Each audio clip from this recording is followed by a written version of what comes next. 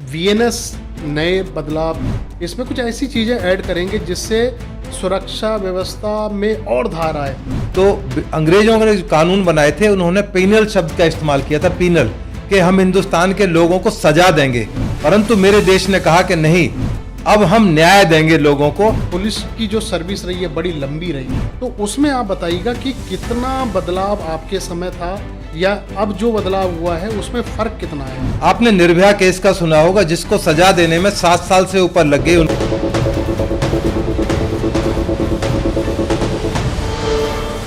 अभी कलकत्ता के अंदर एक आरजी कार हॉस्पिटल के अंदर केस हुआ, लड़की के साथ रेप का मर्डर हुआ, केवल 4 महीने के अंदर उसको आजीवन कारावास कर दी गई। ये बदलाव है।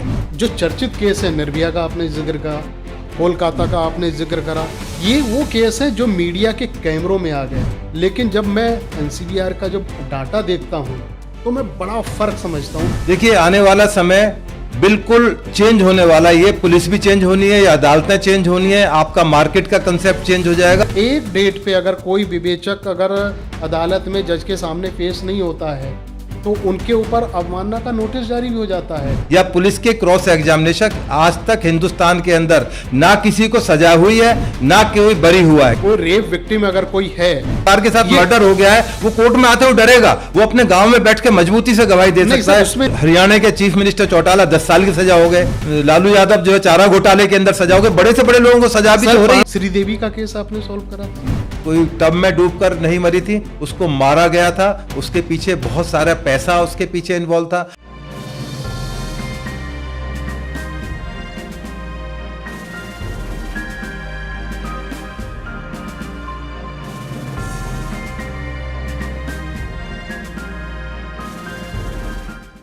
बदलती व्यवस्थाओं में लॉ एंड ऑर्डर की स्थिति पूरे भारत में एक विषय बनी हुई है। विषय कुछ ऐसा है जिसमें कई राज्य ऐसे हैं जहां पे सुरक्षा व्यवस्था तो बहुत ठीक ठाक लगती है, लेकिन कई राज्यों में ऐसे आज स्थिति बनी हुई है कि सुरक्षा व्यवस्था चरमराई हुई है। पॉडकास्ट की इस कड़ी में हम लोग इस बार लॉ एंड ऑर्डर के विषय पे बात करेंगे, और जिसमें हमारे इस बार के अतिथि होंगे दिल्ली पुलिस के पूर्व एसीपी वेद भूषण जी। सर, आपका बहुत बहुत स्वागत है। जी नमस्कार रमेश जी। पहला सवाल आपसे यही रहेगा, जैसे वीएनएस नए बदलाव को लेके एक सोच ये रही थी कि नहीं, हमारी पुरानी जो न्याय व्यवस्था उसको बदल के हम लोग इसमें कुछ ऐसी चीज़ें ऐड करेंगे जिससे सुरक्षा व्यवस्था में और धार आए। क्या आपको लगता है कुछ बदलाव हुआ है इसमें? देखिए, बदलाव प्रकृति का नियम है रमेश जी। ब्रिटिश कानून जो कि 1860 में बने थे, ये बहुत लंबे समय से 70 साल से रिक्वेस्ट थी, गुजारिश थी कि कानूनों में बदलाव कराया जाए, आज के परिप्रेक्ष्य में वो कानून हो। और सरकार ने एक बहुत ही अच्छा कदम उठाते हुए जो मेजर कानून है जिन पर पूरा हिंदुस्तान चलता है, पहले जिनको आईपीसी बोलते थे, अब भारतीय न्याय संहिता है। दूसरा क्रिमिनल प्रोसीजर कोड बोलते थे, आज वो भारतीय नागरिक सुरक्षा संहिता है। और तीसरा कानून बना जो एविडेंस के ऊपर था, भारतीय साक्ष्य अधिनियम था। तो अंग्रेजों ने जो कानून बनाए थे उन्होंने पीनल शब्द का इस्तेमाल किया था, पीनल, कि हम हिंदुस्तान के लोगों को सजा देंगे। उनका पर्पस था अपने जो राष्ट्र है, अपना देश है, उसको अपनी हिसाब से चलाना है, परंतु मेरे देश ने कहा कि नहीं, अब हम न्याय देंगे लोगों को, दंडात्मक जो नीति थी उसको खत्म करा जाएगा। तो उसी परिप्रेक्ष्य के अंदर 3 मेजर कानून बनाए गए। नई पार्लियामेंट आपने देखी हिंदुस्तान के अंदर। अब आप हिंदुस्तान का नित नया रूप देखेंगे बदलता हुआ।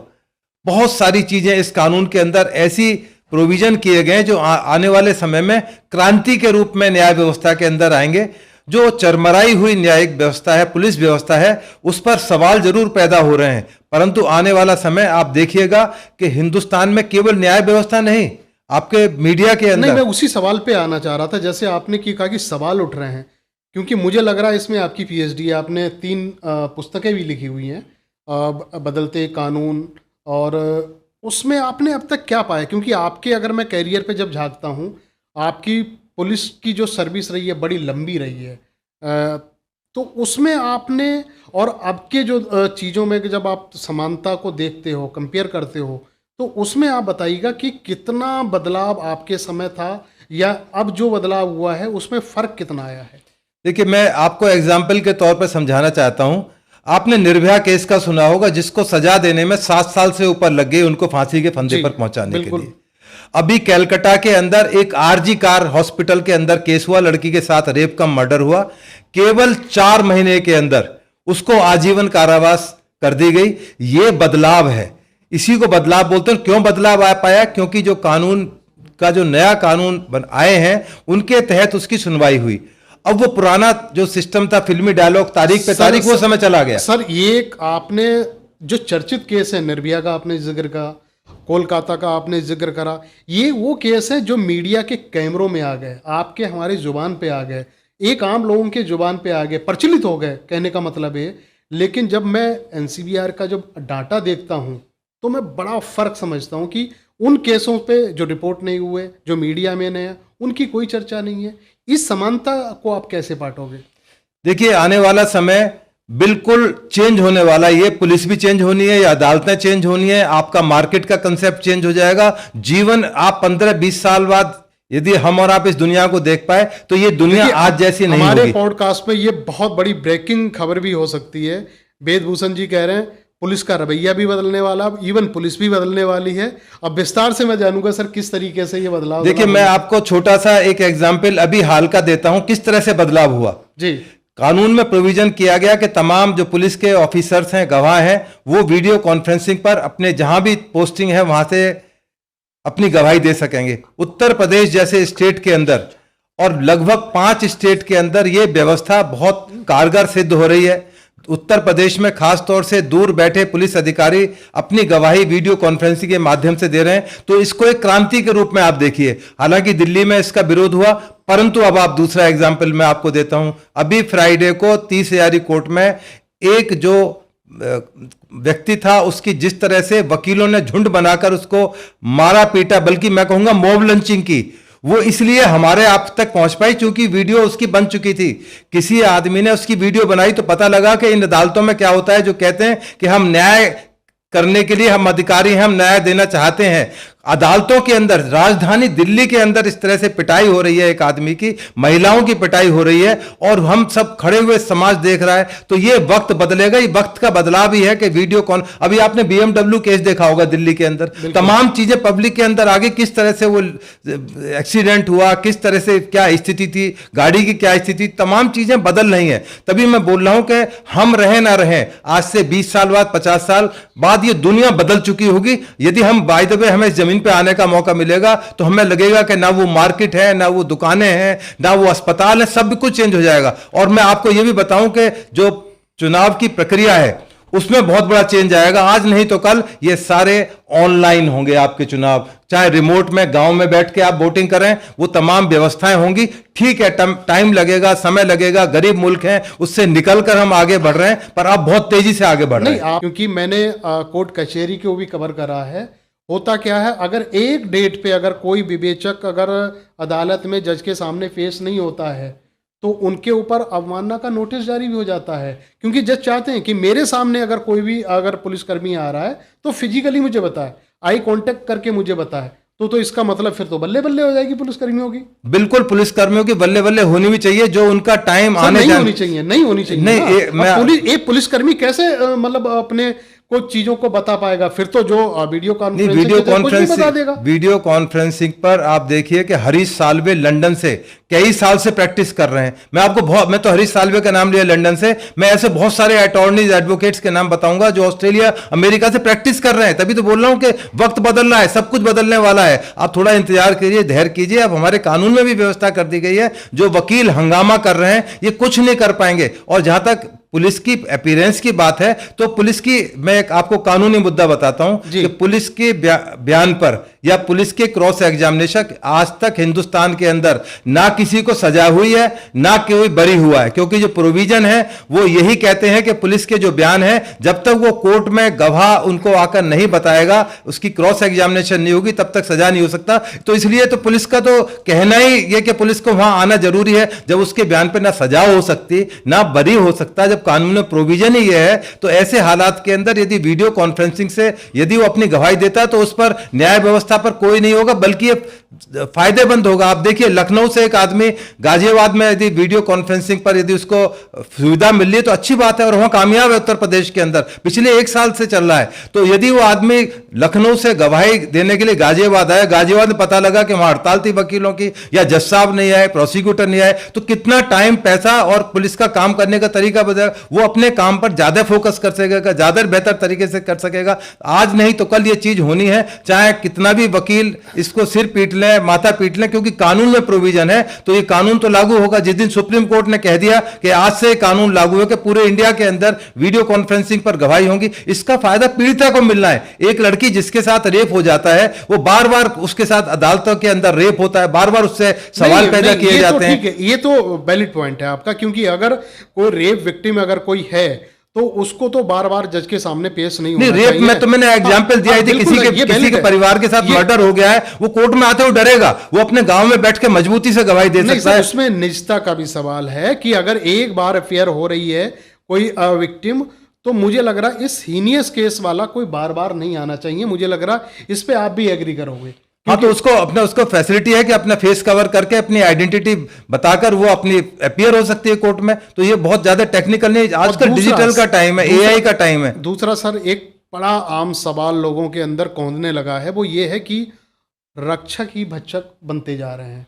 भक्षक कैसे बनते हैं? जो आपने जिस वीडियो का जिक्र करा 30,000 कोर्ट का, अदालतें वकीलों के कब्जे में हैं। आप इस बात से एग्री करते हैं? मैं 100% बल्कि 200% एग्री करता हूं। हालात जितना आप समझ रहे हैं उससे बदतर हो चुके हैं। जज साहब की हिम्मत नहीं है वकीलों के खिलाफ कोई बात कह सकें। सुप्रीम कोर्ट तक ये पोजीशन हो सकती है। आपको मैं प्रशांत भूषण का एग्जांपल देता हूं, जो हिंदुस्तान के सबसे बड़े एडवोकेट हैं। उनको पेनल्टी दी गई। पेनल्टी कितने रुपए की हुई? 1 रुपए की पेनल्टी हुई। तो वो भी खुद नहीं दिया उन्होंने, जेब से निकाल के दूसरे ने दिया। तो ऐसे में जब अदालतों पर सवाल पैदा होना है, अब यह वर्मा जी का कांड नहीं पता आपको, कितने सैकड़ों हजारों करोड़ रुपए का मामला, इतना संगीन मामला है, तो अदालतों पर सवाल उठ रहे हैं। और इसलिए हो रहे हैं क्योंकि पब्लिक डोमेन में सारी चीजें आ रही हैं। नेता से लेके सारे के सारे इन्वॉल्व हैं, लेकिन वही वाली बात है, उनके ऊपर कार्रवाई के लिए सारे के सारे हाथ खड़े हुए हैं।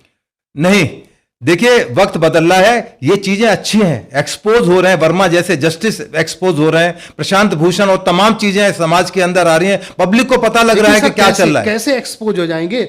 अगर वो एक्सपोज हो गए तो उसके दामन में जितने लोग हैं ना, जिनके उनके आगे पीछे हैं, वो नंगा सबको भी करेंगे। और जो नंगे जो होंगे, उनको सबको पता है कि हम भी अगर नंगे होंगे तो इसका मतलब भाई इनको बचा लो। ये भी तो हो रहा है। हाँ, तो फिर ये न्याय व्यवस्था का बदलाव भी है इसमें। आप देखिए कि वर्मा जैसे लोग आए, आप देखिए कि हरियाणा के चीफ मिनिस्टर चौटाला 10 साल की सजा हो गए।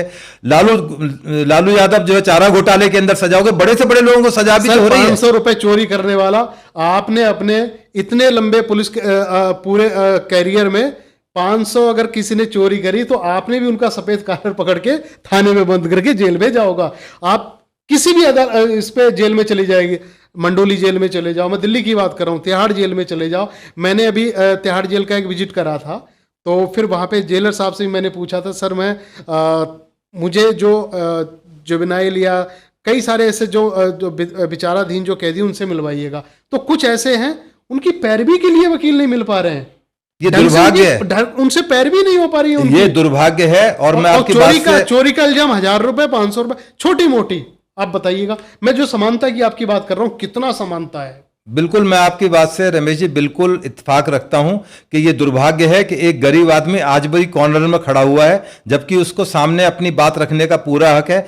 समरथ को ना दोष गुसाएं। जो पैसे वाले लोग हैं उनके लिए बड़े बड़े एडवोकेट्स, बड़े बड़े बैटरी ऑफ लॉयर्स खड़े हो जाते हैं। अभी एक शर्जील इमाम का मामला आया है, उसमें बहुत बड़े एडवोकेट कपिल सिब्बल जैसे लोग उसके डिफेंड कर रहे हैं, जो देश के प्रति गद्दारी कर रहा है, जिसको तमाम ट्रायल में फिक्स हो चुका है कि ये गद्दार है, इसने देश के प्रति देशद्रोह करा है। उसके बचाव के लिए इतने बड़े बड़े वकील खड़े होते हैं। मैं किसी एक एडवोकेट का नाम नहीं ले रहा, जो पैसे वाले समर्थवान या पॉलिटिक्स में समर्थवान है, उनके लिए बहुत बड़ा तबका आज भी खड़ा हुआ है। परंतु धीरे धीरे कम से कम वो एक्सपोज तो हो रहे हैं, समाज को पता तो लग रहा है कि ये चीजें बदलाव में होनी चाहिए, लेकिन बिल्कुल बदलाव हो रहा है, इसमें नहीं हो पा रहा है ना। सर, एक और इंपॉर्टेंट आपसे सवाल मैं करना चाहूंगा कि जिस तरीके से आज सारे राज्यों में ये कहते हैं कि लॉ एंड ऑर्डर की स्थिति बहुत ज़्यादा ठीक है। मैं दिल्ली का ही उदाहरण आपके पास ले रहा हूँ। इस समय रेखा सरकार है, जब आ रही थी उनकी सरकार तो ये कह रही थी कि आम आदमी पार्टी के समय बहुत ज़्यादा केसेस हुए, हीनियस क्राइम बहुत ज़्यादा हुआ। अब वो कहते हैं कि हम जब आ गए अब केसेस में कुछ कमी आई है। लेकिन जब एनसीआरबी का जब मैं आंकड़ा उठा के देखता हूँ, धरातल पे मुझे कुछ और दिखता है, कागजों में कुछ और दिखता है। नहीं, इस बात से आप भी एग्री करोगे। आप 2022 का, 2021 का, फिर 2024 के 3 आंकड़े अगर आप देख लो तो उसमें बलात्कार के केसेस ज़्यादा आपको मिलेंगे, डकैती के केसेस ज़्यादा मिलेंगे और कब्जेदारी के केसेस ज़्यादा मिलेंगे। और इन तीनों धड़ों में एक चीज़ और है जो बड़ा अनएक्सपेक्टेड है, जो आप कहोगे इनमें तीनों कौन है? सफेद पोश, पुलिसकर्मी, वकील, मतलब जो धनाढ़ लोग हैं वो हैं। देखिए रमेश जी, मैं इस बारे में आपको करेक्ट करना चाहूँगा।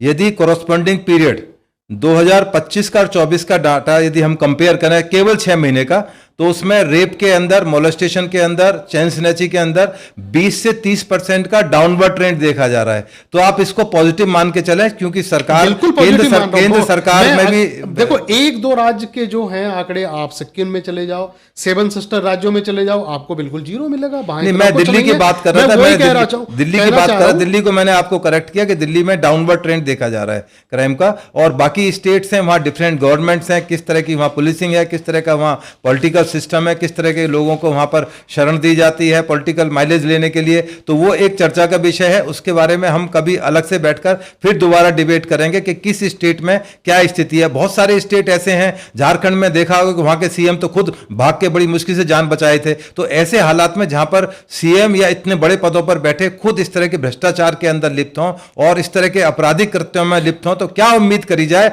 कि उस स्टेट के अंदर लॉ एंड ऑर्डर अच्छा हो सकता है? तो ये बदलाव का एक समय है। तभी मैं कहता हूं कि शायद हम रहें ना रहें, 50 साल बाद ये दुनिया बदल जाएगी। एक छोटा आदमी भी वीडियो कॉन्फ्रेंसिंग पर या अपनी बात को ऑनलाइन करेगा, एफआईआर भी होंगी ऑनलाइन, गवाहियां भी ऑनलाइन होंगी। ये जो वकीलों का जो प्रोफेशन धंधा है लगभग बंद होने वाला है। तो इसलिए तो हाय तो मच रही है कि वीडियो कॉन्फ्रेंसिंग ना हो, क्योंकि इससे ज्यादा क्लियरिटी आएगी, क्योंकि हर चीज रिकॉर्डिंग में होगी। यदि कोई गवाह झूठ बोलता है, सच बोलता है, चाहे वो पुलिस वाला है चाहे वो पॉलिटिशियन है, वो एक परमानेंट रिकॉर्ड रहेगा, जिससे कि उसको बचना मुश्किल हो जाएगा। प्रधानमंत्री से लेके मुख्यमंत्री तक अगर 30 दिन के अंदर वो जेल में रहता है तो उसकी गद्दी स्वतः चली जाएगी।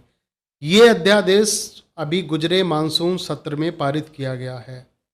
मुझे तो अच्छा लग रहा है, कम से कम इस तरीके की चीजें होनी चाहिए। अगर कोई क्राइम कर रहा है तो रमेश ठाकुर के लिए वैसा होना चाहिए और पूर्व एसीपी वेद भूषण जी के लिए वैसे ही होना चाहिए। Are you agree? बिल्कुल, ये कायदे में तो जब देश आजाद हुआ था उसी टाइम पर होना चाहिए थे। तो इसलिए जो ये चौटाला और इस तरह के लोग जो है आज दोबारा राजनीति की तरफ नाते, उनके दरवाजे हमेशा के लिए बंद हो जाते हैं। ये बदलाव आया है और पॉजिटिव बदलाव आया है कि जो भी 30 दिन तक जेल के अंदर रहेगा उसको उससे पद से छोड़ना ही पड़ेगा। ये बहुत वेलकम करने वाला सरकार का स्टेप है, बोल्ड स्टेप है। हालांकि क्रिटिसाइज किया गया, तमाम बहुत सारे माध्यम से इसको क्रिटिसाइज किया गया, गलत है। परंतु कौन है क्रिटिसाइज करने वाले? जिनकी चोर की दाढ़ी में तिनका होता है ना, नहीं, वो क्रिटिसाइज करते हैं। खुल के बताइए, क्रिटिसाइज करने वाले कौन है? भाई जो लोग अपोजिशन में बैठे हैं, जिनके खिलाफ मुकदमे हैं, उनका कैरियर बिल्कुल चौपट हो जाएगा, खत्म हो जाएगा। ADR की रिपोर्ट ये कहती है 350 मंत्री विभिन्न राज्यों में, चाहे पंजाब हो और कहीं के भी हो,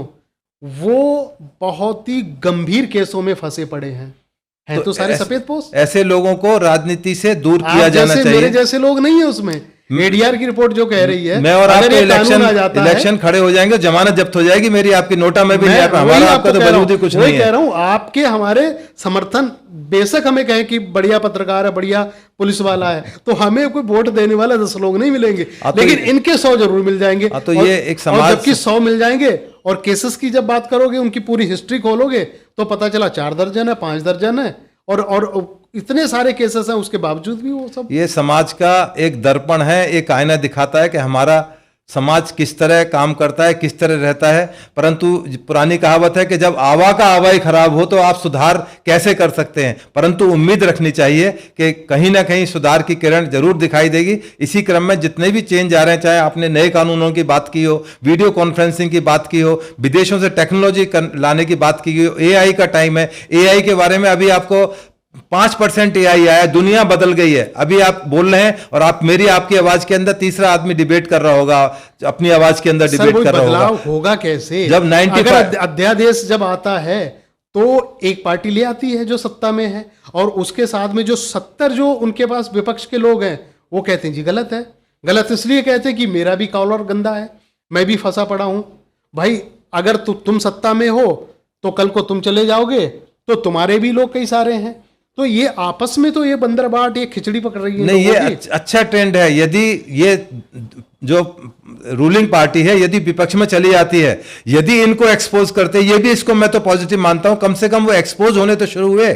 चाहे वो सत्ता पक्ष कर रहा है, विपक्ष आके कल को करेगा, ये हमारे आप जैसे कॉमन आदमी के लिए अच्छा है, एक आम आदमी के लिए अच्छा है। कम से कम इनकी गर्दन के ऊपर भी नकेल कसी जाए कि ये इस तरह की चीजों में लिप्त ना हो, जो बड़े पदों पर बैठे हैं, राजनीतिक लोग हैं जिनको हम लोग फॉलो करते हैं। अब मैं आपसे एक दो राजनीतिक सवाल करूंगा, हालांकि वो आपसे सूट नहीं करेंगे, लेकिन फिर भी एक आम नागरिक होने के नाते आपसे जानना चाहूंगा, केजरीवाल, संजय सिंह, सत्येंद्र जैन और उनके पार्टी के तमाम जो उस समय संवैधानिक पदों पे रहे, सब जेल चले गए, किसी ने भी अपना इस्तीफा नहीं दिया। देना चाहिए था। ये दुर्भाग्य, इसलिए तो कानून लाया गया है। बल्कि सरकार ने तो केजरीवाल का एग्जाम्पल देके कहा कि इस तरह के लोग जो सीएम बने हुए हैं, जेल के अंदर बंद हैं और वहां से सरकार चला रहे हैं, इससे बड़ा दुर्भाग्य क्या होगा। सत्येंद्र जैन है, साल भर तक रहे, इस्तीफा नहीं दिया, वहां और जेल के मंत्री हैं, और जेल के अंदर मसाज करा रहे हैं। बड़े नेताओं के खिलाफ बोल रहे हो आप? हाँ, तो बड़े नेताओं के लिए मैं तैयार हूं, हर तरह से कोर्ट कचहरी में चलने के लिए तैयार हूं। मेरे खिलाफ कंटेम्प्ट डाले, मेरे को कोर्ट में ले जाए, मैं तो एक आम आदमी हूं,